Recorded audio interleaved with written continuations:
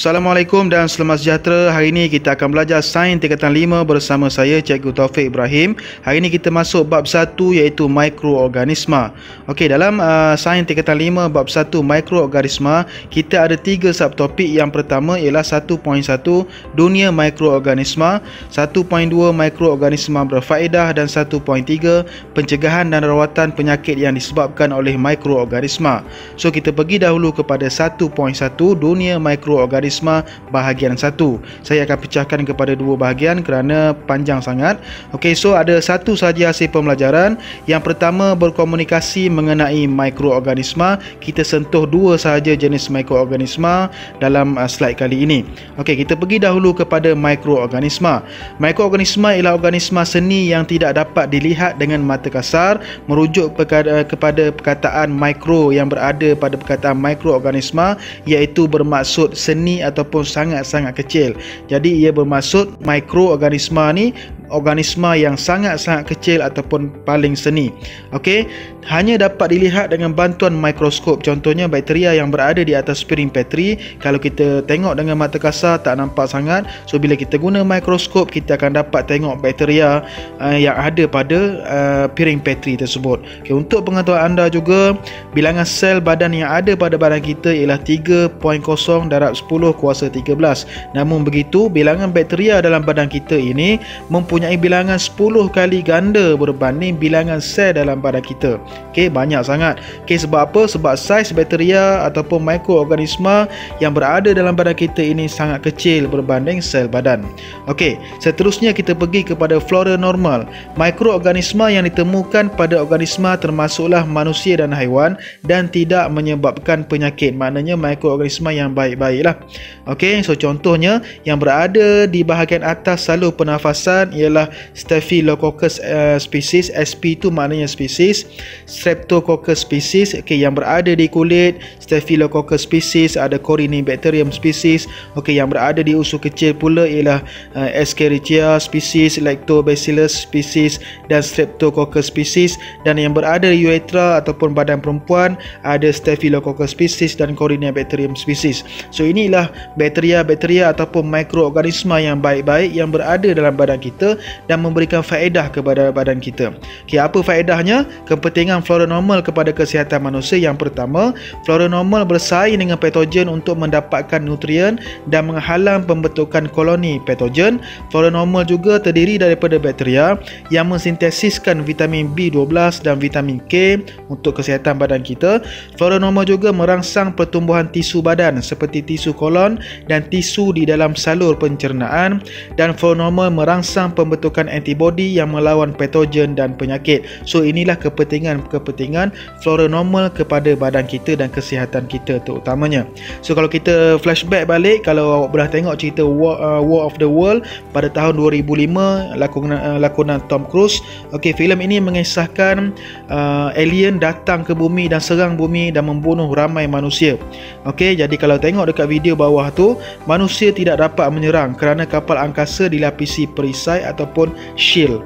Kalau tengok gambar rajah kat bawah tu, kalau peluru berpandu ke bom ke peluru pergi ke kapal angkasa alien ni, dia ada perisai, tak dapat. Okey, jadi lama kelamaan mikroorganisma yang ada di bumi ni menjejaskan perisai tersebut, dia menjejaskan shield tersebut. Jadi apabila shield dah tak ada, perisai dah tak ada, manusia iaitu tentera dapat menyerang kapal angkasa dan menang. Jadi alien pun kalah lah.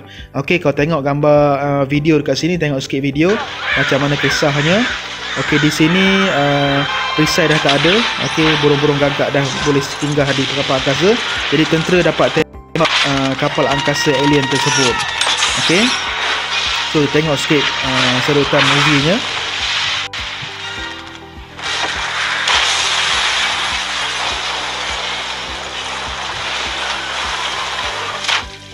Okey, ni ialah alien yang berada di dalam kapal angkasa. Maknanya alien ni dah matilah. Okey, so ni aliennya dalam cerita ni lah. Jadi inilah cerita ni lah yang mengisahkan bahawa okey, disebabkan oleh mikroorganisma itulah perisai tersebut dah hilang, jadi manusia boleh lawan alien. Penting. Jadi ada orang cakap filem ni mengisahkan mikroorganisma melawan alien dan mikroorganisma menang. Okey, kalau tengok dekat sini di akhir cerita ni, okey, dia ada beritahu sekecil-kecil makhluk yang ada di bumi Tuhan cipta tu tak sia-sia, ada kegunaan dia. Sama juga yang berada dalam badan kita ni ada faedah dan ada kepentingannya. Okey. So kita teruskan slide seterusnya, pengelasan mikroorganisma. So mikroorganisma ni terbahagi kepada 5 jenis. Yang pertama fungi, yang kedua alga, yang ketiga protozoa, yang keempat bakteria dan yang kelima virus. So dalam slide kali ini kita akan belajar fungi dan alga saja. Ada sebut fungi, ada sebut fungi. Okey, kita sebut fungi lah. Okey, kita akan belajar fungi dan alga dahulu. Slide bahagian 2 kita akan bincang protozoa, bakteria dan virus. Okey, so apa yang kita nak belajar berkenaan dengan mikroorganisma ni, kita akan kaji dari segi saiznya, dari segi bentuk dan struktur asas, dari segi nutrisinya macam mana, cara dia makan, habitatnya, tempat tinggal macam mana dan cara pembiakan macam mana dia membiak. Okey, kita pergi dahulu kepada yang pertama sekali, fungi. Okey, fungi, kita tengok dulu kepada saiz. Fungi ni terbahagi kepada dua, iaitu fungi makroskopik dan fungi mikroskopik yang bersaiz 10 hingga 100 mikrometer. Okey, untuk fungi makroskopik ni dia besar sedikit, kita dapat dilihat dengan mata kasar. Kita tengok direct dengan mata kita pun dapat tengok, contohnya cendawan. Kalau fungi mikroskopik kita tak dapat tengok, kita kena guna bantuan mikroskop barulah dapat tengok, contohnya yeast. Okey, seterusnya kita pergi kepada bentuk dan struktur asas. Kita ambil contoh fungi unisel iaitu yeast dan fungi multisel iaitu muka. Okey, kita pergi kepada yeast dahulu, berbentuk sfera kecil. Okey, ini contoh yeast bersfera kecil dan ada dia punya diagramnya, ada dinding sel, ada membran sel, ada nukleus, ada granul glikogen, ada sitoplasma dan ada vakuol. Okey, untuk fungi multisel iaitu muka terdiri daripada sporangium yang berbentuk sfera dan hifa yang berbentuk bermenang. Contohnya muka yang berada di atas roti yang dah lama yang berwarna tompok putih kehijauan. Okey, kalau kita besarkan dia akan nampak macam ni lah. Dia terdiri daripada sporangium. Okey, di bawah tu ada hifa. So di atas tu ialah spora. Okey, seterusnya kita pergi kepada cara pembiakan pula. Kita tengok juga fungi unisel iaitu yeast dan fungi multisel muka juga. Okey, membiak secara, untuk unisel dia membiak secara aseks iaitu pertunasan. Aseks ni maknanya satu organisma sahaja yang terlibat. Contohnya proses pertunasan. Okey, terdiri daripada satu yeast. Selepas itu dia akan menyebabkan tunas terbentuk dan menghasilkan yeast, dua yeast yang baru. Okey, seterusnya fungi multisel iaitu muka membiak melalui pembentukan spora ataupun aseks atau konjugasi iaitu seks melibatkan dua organisma. Dia boleh dua-dua boleh buat. Okey, contohnya yang pertama sekali pembentukan spora, aseks. Okey, dibebaskan spora sahaja. Kalau konjugasi, okey, dia macam ni. Okey, sporangium dekat situ, hifa dekat bawah dan di tengah tu ialah pertemuan antara hifa iaitu pembiakan seks. Okey, itulah cara pembiakan fungi. Seterusnya kita pergi kepada nutrisi. Fungi tidak dapat menghasilkan makanan sendiri sebab dia dalam keadaan saprofit dan dalam keadaan parasit. Saprofit ni maknanya dia memperoleh nutrien daripada organisma yang telah mati dan reput. Okay, kalau gambar contoh bawah tu, dalam kayu-kayu reput ke apa, tumbuh cendawan-cendawan. Itu namanya saprofit. Okay. Untuk parasit pula, dia memperoleh nutrien daripada perumahnya. Contohnya ada bakteria ataupun ada kita punya kudis di kaki-kaki ke, itu ialah bakteria. Fungi kita panggil dia kulat, okey, ataupun Trichophyton rubrum, okey, yang berada di kaki kita dan dia parasit. Okey, dia mendapat nutrien daripada kaki kita tersebut. Okey, seterusnya kita pergi kepada habitat pula, dekat mana dia tinggal. Habitat mikroorganisma lazimnya dihubung kaitkan dengan nutrisi mikroorganisma. Maknanya kita tengok habitatnya berdasarkan cara makannya. Contohnya kalau bahan reput yang banyak, situ banyak cendawan. Okey, seterusnya di tinja ataupun najis-najis haiwan. Seterusnya di kulit haiwan, contohnya dekat kaki kita tadi, dan seterusnya di makanan, contohnya di roti tadi ke. Okey, seterusnya kita pergi pula kepada yang kedua, mikroorganisma yang kedua iaitu alga. Okey, dalam bahasa ini kita panggil algae. Okey, alga ni kita kena ingat dia warna hijau. Okey, kenapa dia warna hijau nanti saya cerita.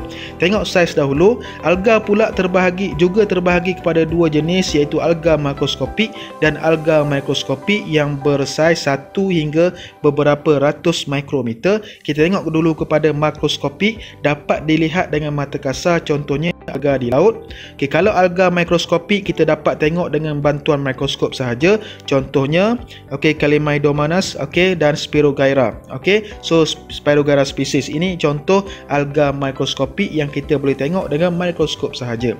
Seterusnya kita pergi kepada bentuk dan struktur asas. Okey, alga ini special kerana mempunyai kloroplas yang mengandungi klorofil. Jadi klorofil ni ialah yang membentuk alga itu berwarna hijau. Okey, ingat sikit sebab ada kloroplas yang ada klorofil, jadi alga ni warna hijau. So alga unisel contohnya Chlamydomonas species ni. Okey, yang kedua kita tengok contoh alga multisel iaitu Spirogyra species. Tengok dulu kepada unisel. Okey, contohnya Chlamydomonas species ni ada flagellum iaitu berbenang atau pemisai dia membantu pergerakannya, ada vakuol, ada nukleus, ada kloroplas. Okey, dia ada kloroplas warna hijau dekat situ, dan ada membran sel dan ada dinding sel. Okey, ada mitokondria untuk tenaga, menjana tenaga. Okey, untuk Spirogyra pula sama sahaja, ada kloroplas, ada nukleus, ada sitoplasma, ada berbenang sitoplasma dan ada vakuol. Okey, kita pergi pula kepada cara pembiakan. So alga unisel, kita tengok contoh Chlamydomonas species tadi. So ada dua cara pembiakan. Yang pertama pembiakan aseks iaitu melibatkan satu sahaja organisma, dan yang kedua melibatkan dua organisma iaitu pembiakan seks. Okey, tengok contoh dalam buku teks. Pembiakan aseks melibatkan mitosis. Okey, ada satu sahaja mikroorganisma iaitu alga ini, dia akan berlaku mitosis dan akan membentuk zoospora. Zoospora ni ialah satu bakteria yang mempunyai misai tadi itu, flagellum tadi itu untuk bergerak. Untuk pembiakan seks pula, gamet daripada Chlamydomonas ni spesies yang lain dia akan mencantum secara konjugasi. Selepas itu dia akan membentuk zigot. Okey, selepas tu ada meiosis. Selepas tu barulah terbentuknya sel-sel baru dan terbentuknya zoospora. Okey, seterusnya ialah alga. Kita tengok pula kepada cara dia makan ataupun nutrisi. Okey, alga ini berwarna hijau kerana ada kehadiran klorofil di dalam selnya. Okey, ini specialnya alga ini. Kenapa alga mikroskopik berbeza dengan mikroorganisma yang lain? Kerana ada klorofil. Ni special je. Klorofil membolehkan alga menghasilkan makanan melalui proses fotosintesis. So dia tak ambil dengan organisma lain. Dia bukannya parasit, dia bukannya saprofit. Okey, dia buat makanan sendiri. Okey, sebab itulah dia warna hijau, sebab ada klorofil. Okey, so mengapakah alga tidak dapat ditemukan di dasar laut dalam? Kalau kita pergi menyelam ke dalam laut dalam, kenapa alga tak dapat dekat situ? Okey, kenapa tak ada alga dekat situ? Kerana cahaya matahari tidak sampai ke laut dalam. Jadi bila cahaya matahari tak sampai ke dalam, alga tak dapat terima cahaya matahari, dia tak boleh buat fotosintesis, so tak dapat buat makanan. Jadi alga tidak dapat hidup di lautan dalam. Sebab itulah kalau kita tengok, kita boleh buat andaian bahawa binatang-binatang yang berada di lautan dalam semuanya bersifat karnivor, sebab di situ tak ada pun tumbuhan yang hidup. So dia makan makanan lain lah, makan ikan kecil yang lain. Okey, itu andaian ataupun pendapat pakar laut lah. Okey, seterusnya kita pergi kepada habitat, tempat yang terdedah dengan cahaya matahari. Sebabkan alga ni dia membuat makanan sendiri, dia mestilah mendapat cahaya matahari yang cukup untuk membuat proses fotosintesis. Contohnya dia berada di air tawar, berada di air masin, berada di tanah lembap dan berada di kulit pokok. Senang cahaya matahari kena, so dia dapat cahaya matahari, dia buat makanan sendiri.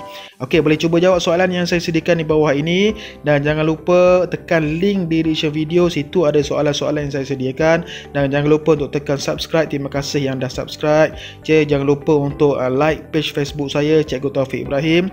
Okey, saya bahkan semoga bermanfaat. Okey, seterusnya kita akan belajar 1.1 lagi, iaitu dunia mikroorganisma bahagian 2. Kita akan belajar berkenaan dengan protozoa, bakteria dan virus. Jadi jumpa lagi. Terima kasih. Assalamualaikum dan selamat sejahtera.